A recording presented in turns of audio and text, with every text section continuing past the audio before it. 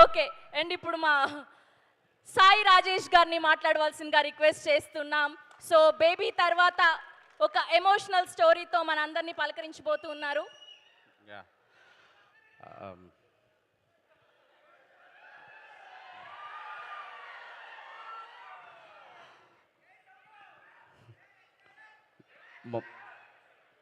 మా అన్నయ్య మా కోసం వచ్చారు.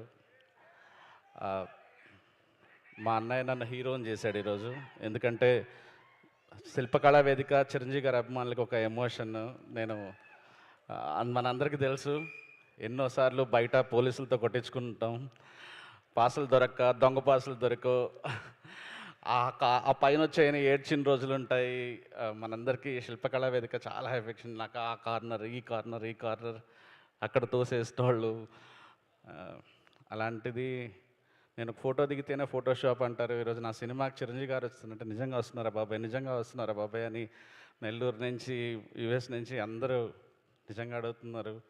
అన్నయ్య థ్యాంక్స్ అన్నయ్య, ఐ మీన్ లవ్ యూ అన్నయ్య. ఈ రోజు నుంచి అదే ఒక సినిమా తీసాను అన్నయ్య, మీరు వస్తే చాలు, నేను కాస్త సేఫ్ అవుతాను, నా సినిమా బయటపడుతుంది అన్నాను.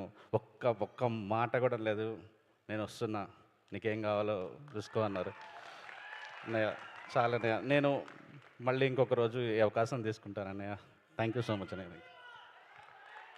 థ్యాంక్ యూ సాయి రాజేష్ గారు, thank you so much. And ఇప్పుడు మా కల్ట్ ప్రొడ్యూసర్ ఎస్కేఎన్ గారిని మాట్లాడవలసిందిగా రిక్వెస్ట్ చేస్తున్నాం.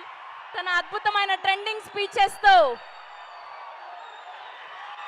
అద్భుతమైన కథలతో బ్లాక్ బస్టర్లు అందుకుంటున్నటువంటి మా ప్రొడ్యూసర్ ఎస్కేఎన్ గారు.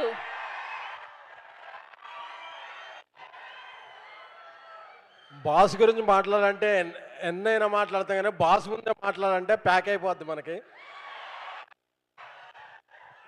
బాస్ అంటే